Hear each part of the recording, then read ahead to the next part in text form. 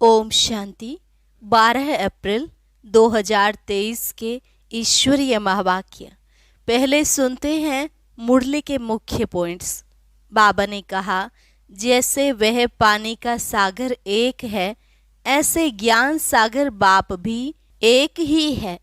यह बाप तुम बच्चों को ज्ञान और योग के बल से सदा सुखी बनाए परम धाम में छुप जाते हैं। अभी तुम बच्चे शिव बाबा को याद करते हो तो शिव भोलानाथ बाबा कहने से ही मुख मीठा हो जाता है। बाप कहने से बच्चों को प्रॉपर्टी भी जरूर याद पड़ती है। ज्ञान सागर से निकलकर तुम ज्ञान गंगाएं सारे विश्व को सद्गति देती हो। इसको ज्ञान अमृत भी कहा जाता है। योग को अमृत नहीं कहते, योग तो अग्नि के समान है।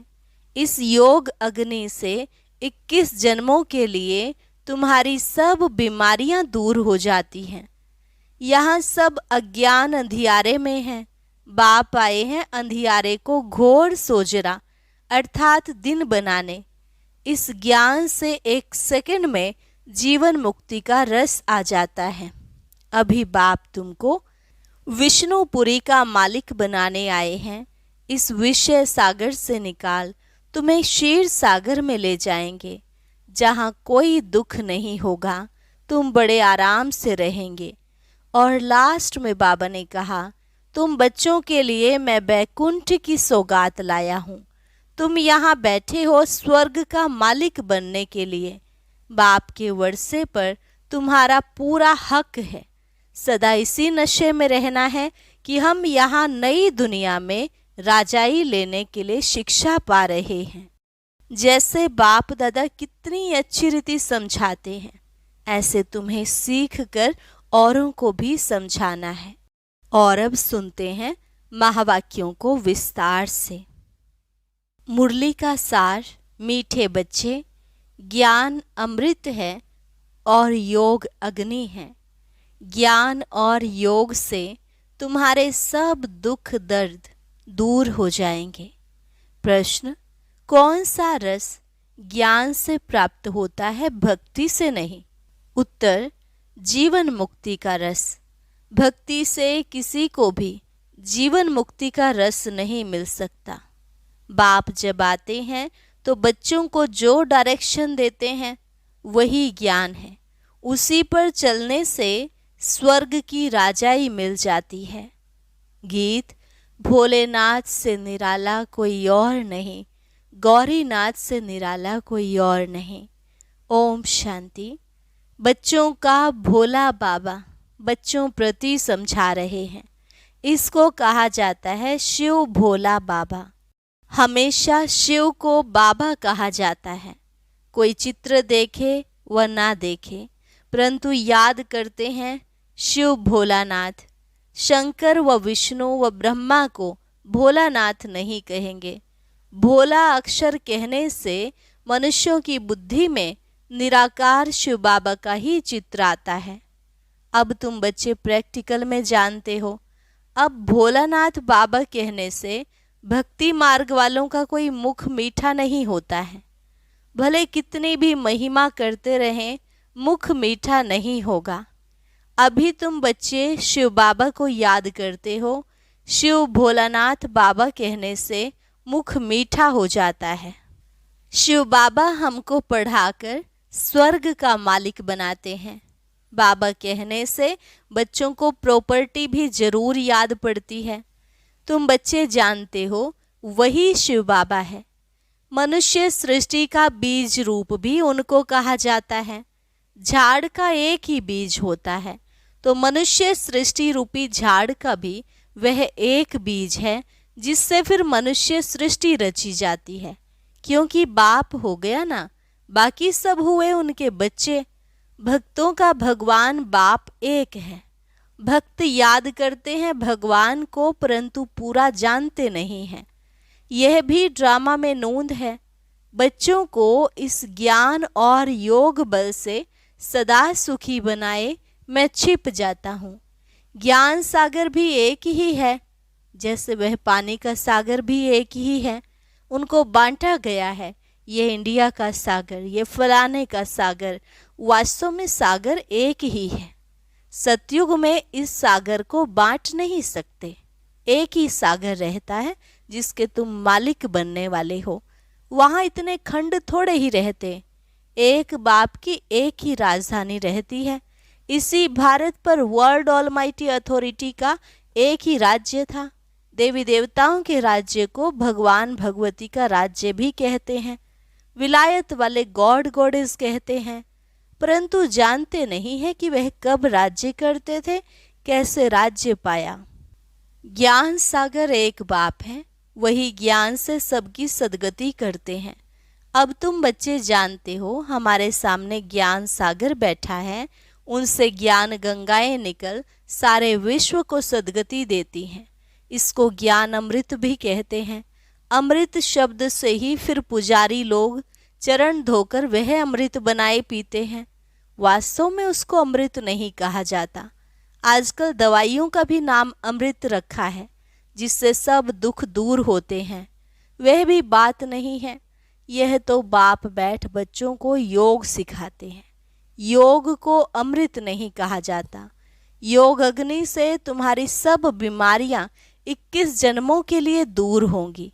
इस जन्म की बात नहीं, इसमें तो अंत तक भोगते रहेंगे। यह है योग की बात। बाप कहते हैं योग लगाओ तो तुम्हारी सब बीमारियां नष्ट होंगी, फिर कब बीमार होंगे ही नहीं। तुम पुरुषार्थ करते हो बाप से हेल्थ वेल्थ लेने लिए, वहाँ कोई बीमारी होती ही नहीं। मैं तुमको ऐसे कर्म सिखलाता हूँ जो कभी बीमारी होगी ही नहीं। कहते हैं व्यास भगवान ने शास्त्र बनाए, परंतु ये तो सब ड्रामा में नोंद है। नाम पड़ गया है व्यास का। यह है बना बनाया ड्रामा। जो भी तुमने देखा वो सब ड्रामा में नोंद है। अनादि बना बनाया है, यह बदल नहीं सकता। भक्ति मार्ग द्वापर से प्रारंभ हो जाता है।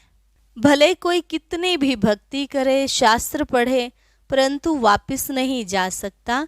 सतो प्रधान से तमो प्रधान में जरूर आना है। इस कर्म क्षेत्र से बाहर कोई जा नहीं सकता। तुम जानते हो हम सो सतो प्रधान थे, अब हम सो तमो प्रधान बने हैं। ड्रामानुसार बनना ही है। भक्ति मार्ग में रात शुरू हो अंधियारा हो जाता है। पहले इतना अंधियारा नहीं होता जितना अभी है। रात को भी पहले सतो प्रधान, फिर सतो रजो तमो कहा जाता है। धीरे धीरे कला कमती होते होते घोर अंधियारा हो जाता है। अभी सृष्टि पर बेहद का ग्रहण है, एकदम घोर अंधियारा है। इस चंद्रमा की बात नहीं, ये सारे विश्व की बात है। रावण का ग्रहण लगा हुआ है। द्वापर से लेकर सारे विश्व को ग्रहण लगना शुरू होता है। थोड़ा थोड़ा लगता जाता है।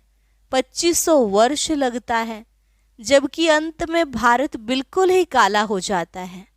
अभी है बिल्कुल घोर अंधियारा। घोर सोजरा अर्थात दिन बनाने वाला है बाप। पतित को पावन बनाने वाला है बाप। माया रावण फिर रात घोर अंधियारा बनाती है। भक्ति करते भगवान को याद करते ही आते हैं। भगवान भगवान को तो याद नहीं करेंगे। सर्वव्यापी के ज्ञान वालों को समझाना चाहिए गॉड फादर इज वन। वह है मनुष्य सृष्टि का बीज रूप, बाकी सब है रचना। रचना की ऐसी महिमा कभी हो नहीं सकती। अगर कोई आत्मा सो परमात्मा कहे तो उनकी महिमा गाई नहीं जा सकती। गायन उस एक बाप का ही है। वही पतित पावन मनुष्य सृष्टि का बीज रूप सत्य है, चैतन्य है, आनंद का सागर, ज्ञान का सागर है। कोई भी मनुष्य की यह महिमा हो नहीं सकती। ज्ञान से जीवन मुक्ति का रस 1 सेकंड में आ जाता है। भगवानुवाच गीता में है ना, यज्ञ तप तीर्थ आदि करना, वेद शास्त्र पढ़ना, ये सब भक्ति मार्ग है। इनसे कोई भी मेरे पास आ नहीं सकता है। पिछाड़ी में सबको पार्ट बजाने आना है। God father is one. वही करण करावन हार है। इसलिए ब्रह्मा से सतयुगी आदि सनातन देवी देवता धर्म की स्थापना कराते हैं। मनुष्य को करण करावनहार नहीं कहेंगे। गॉड को ही क्रिएटर डायरेक्टर कहा जाता है। बच्चों को डायरेक्शन देते रहते हैं। डायरेक्शन को ज्ञान कहा जाता है। तुम बच्चों को खुद बैठ समझाते हैं। आत्मा इन आँखों से देखती है, भ्रिकुटी के बीच में रहती है, मुख से बोलती है। परम पिता परमात्मा भी जब आए तब तो मुख से ज्ञान सुनाए। कहते हैं मैं इस रथ में रथी हो बैठा हूँ, तुमको सहज राजयोग सिखलाता हूँ, तुम राज ऋषि हो। ऐसा कोई मनुष्य नहीं जो कहे कि हे लाडले बच्चे तुम राज ऋषि हो। सिवाय बाप के कोई की ताकत नहीं बात करने की। बाप ही कहते हैं हे बच्चे, इनकी आत्मा भी सुनती है। इनको भी कहते हैं हे बच्चे तुम राज ऋषि हो, तुमको राजाई के लिए हमें शिक्षा देनी है। 5000 वर्ष पहले मैंने तुमको शिक्षा दी थी। हर 5000 वर्ष बाद हम शिक्षा देने आते हैं। ऐसा कोई साधु संत आदि कह ना सके। बाप ही समझाते हैं। उनको खिवैया भी कहते हैं। बरोबर तुमको विषय सागर से निकाल क्षीर सागर में ले जाते हैं। तुम बड़े आराम से बैठे रहेंगे। अब तुम जानते हो, बाप कहते हैं मैं ब्रह्मा तन में प्रवेश करता हूँ, फिर यह ब्रह्मा सरस्वती विष्णु का रूप बनते हैं। तुम विष्णुपुरी के मालिक बनते हो ना। यह हैं गुप्त बातें, तुम बच्चे ही जानो और न जाने कोई। पहले पहले जब कोई आते हैं तो उनको समझाना चाहिए गॉड फादर इज वन, तो जरूर बाकी इतने सब उनके बच्चे ठहरे। परम पिता परमात्मा एक ही है। वह है मनुष्य सृष्टि का बीज रूप, सभी भक्तों का भगवान, सबको सुख देते हैं। यहाँ कलयुग में तो बहुत दुखी हैं, मनुष्य त्राही त्राही करते रहते हैं। सतयुग में दुख की बात नहीं, यहाँ तो सारी दुनिया में ढेर भक्त हैं। यह मंदिर मस्जिद आदि सब भक्ति मार्ग की सामग्री हैं। सतयुग में यह होते नहीं। वह है भक्ति कल्ट, यह है ज्ञान कल्ट। जब रात शुरू होती है तो पहले पहले सोमनाथ का मंदिर बनाते हैं। तो तुम्हारे पास जब कोई आते हैं तो पहले पहले उन्हें समझाओ कि God father is one. Bharat में ही गाते हैं तो मात पिता हम बालक तेरे। यह है मदर फादर की कंट्री। जगतम्बा जगत पिता दोनों हैं। देलवाड़ा मंदिर भी एक्यूरेट बना हुआ है। लक्ष्मी नारायण का चित्र मंदिरों में एक्यूरेट बना हुआ है, लेकिन ओरिजिनल चित्र तो निकाल न सके। कोई एक्टर का ही चित्र ले फिर बनाते हैं। उन्होंने तो राज्य किया सतयुग में। मनुष्य कहते भी हैं सतयुग में लक्ष्मी नारायण का राज्य था। लक्ष्मी नारायण के बचपन की कोई हिस्ट्री है नहीं, राधे कृष्ण की है। श्री कृष्ण जन्माष्टमी मनाते हैं, फिर नारायण अष्टमी कहाँ गई? श्री कृष्ण को फिर द्वापर में ले गए हैं। राधे कृष्ण तो प्रिंस प्रिंसेस हैं, दोनों अपनी अपनी राजधानी में रहते हैं। जरूर स्वयंवर हुआ होगा, तब राजगद्दी पर बैठे होंगे। राधे कृष्ण का राज्य तो है नहीं। सूर्यवंशी और चंद्रवंशी घराना है। चंद्रवंशी में तो सूर्यवंशी श्री कृष्ण आ न सके, बड़े मूंझ गए हैं। तो पहले पहले समझाना है गॉड फादर एक है। वह होते हैं हद के फादर। स्त्री रची, फिर स्त्री से बच्चे पैदा किए, स्त्री को अडॉप्ट किया, जन्म नहीं दिया। बेहद का बाप भी कहते हैं मैं इनमें प्रवेश कर अडॉप्ट करता हूँ। भगवान ने सृष्टि कैसे रची ये किसको भी पता नहीं। ऐसे नहीं कि प्रलय हो जाती फिर सागर में पत्ते पर आते हैं। अगर ऐसा है तो अकेला श्री कृष्ण कैसे सृष्टि रचेगा? फिर तो दो चाहिए, फीमेल भी चाहिए। परंतु ऐसी कोई बात है नहीं। बाप कहते मैं अडॉप्ट करता हूँ। तुम सब कहते हो बाबा हम आपकी मुख वंशावली हैं, मैं इस मुख का आधार लेता हूँ, कहता हूँ, हे बच्चे। तुम भी कहते हो, हे शिव बाबा, हम आपके बच्चे थे फिर बने हैं। बाप कहते हैं, तुम बच्चों के लिए मैंने बैकुंठ की सौगात लाई है। तुम यहाँ बैठे हो स्वर्ग का मालिक बनने लिए। यह राजयोग है, राजाई स्थापन हो रही है।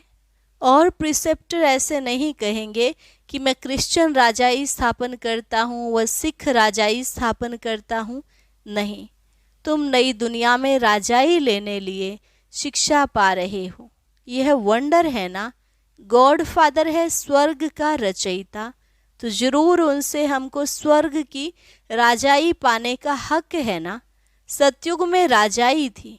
मनुष्य सृष्टि कैसे क्रिएट करते हैं अब तुम जानते हो। भगवानुवाच यह है हमारे मुख वंशावली। बाकी सभी हैं रावण की कुख वंशावली।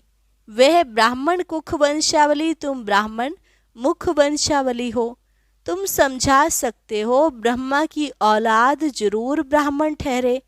ब्रह्मा है प्रजापिता ब्रह्मा, तो उनकी संतान भी ब्राह्मण ठहरे। ब्राह्मण के बच्चे ब्राह्मण होते हैं ना। तुम हो ब्रह्मा की सच्ची औलाद ब्राह्मण।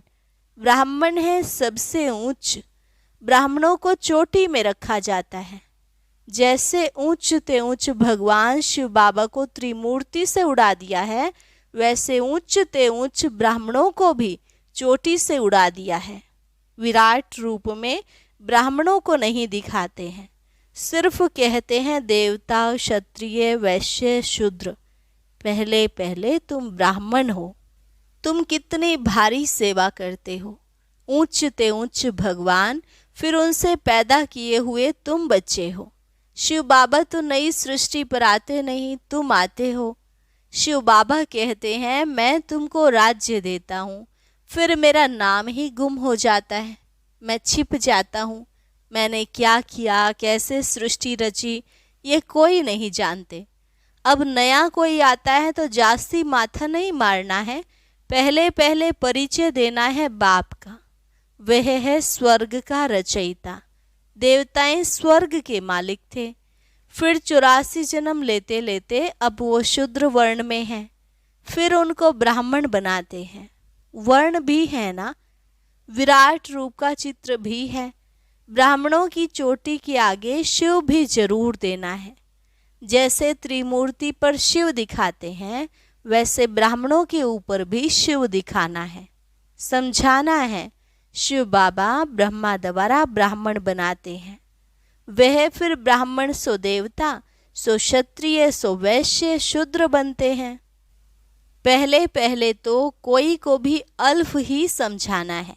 वह बाप इस ब्रह्मा द्वारा सृष्टि रचते हैं तो सब भाई बहन हो जाते। शिव की संतान तो सब आत्माएं हैं ही। फिर मनुष्य सृष्टि रची जाती है तो पहले पहले ब्रह्मा, सरस्वती, ब्राह्मण, फिर देवता, क्षत्रिय ऐसे बनते हैं। ऐसे ये मनुष्य सृष्टि का झाड़ वृद्धि को पाता है। उसी बाप को सब भूले हुए हैं। देखो बाप दादा कितना क्लियर कर समझाते हैं। बच्चों को भी सीखना है। अच्छा, मीठे मीठे सिकिलधे बच्चों प्रति माता पिता बाप दादा का याद प्यार और गुड मॉर्निंग। रूहानी बाप की रूहानी बच्चों को नमस्ते। रूहानी बच्चों की रूहानी बाप दादा को नमस्ते नमस्ते, गुड मॉर्निंग। धारणा के लिए मुख्य सार। पहली पॉइंट, हम राज ऋषि हैं। स्वयं भगवान हमें राजयोग सिखाकर राजाई का वर्षा देते हैं। इस नशे में रहना है। दूसरी पॉइंट, योग अग्नि से विकर्मों को दग्ध कर सब बीमारियों से सदा के लिए मुक्त होना है। इस जन्म के कर्म भोग को याद में रह चुकतू करना है। वरदान, पवित्रता की विशेष धारणा द्वारा अतीन्द्रिय सुख का अनुभव करने वाले ब्रह्मचारी भव। पवित्रता की विशेष धारणा द्वारा अतीन्द्रिय सुख का अनुभव करने वाले ब्रह्मचारी भव। ब्राह्मण जीवन की विशेष धारणा पवित्रता है। यही निरंतर अतीन्द्रिय सुख और स्वीट साइलेंस का विशेष आधार है। पवित्रता सिर्फ ब्रह्मचर्य नहीं, लेकिन ब्रह्मचारी और सदा ब्रह्मचारी अर्थात ब्रह्मा बाप के आचरण पर हर कदम चलने वाले। संकल्प, बोल और कर्म रूपी कदम ब्रह्मा बाप के कदम ऊपर कदम हो। ऐसे जो ब्रह्मचारी हैं उनका चेहरा और चलन सदा ही अंतर्मुखी और अतीन्द्रिय सुख की अनुभूति कराएगा। स्लोगन: सेवा में त्रिकालदर्शी का सेंस और रूहानियत का इसेंस भरने वाले ही सर्विसेबल हैं। सेवा में त्रिकालदर्शी का सेंस और रूहानियत का इसेंस भरने वाले ही सर्विसेबल हैं। अच्छा, और अब सुनते हैं आज का अव्यक्त ज्ञान मोती। ये एक बहुत संस्कारितापूर्ण वीडियो है, जरूर देखें, कोई भी मिस ना करे।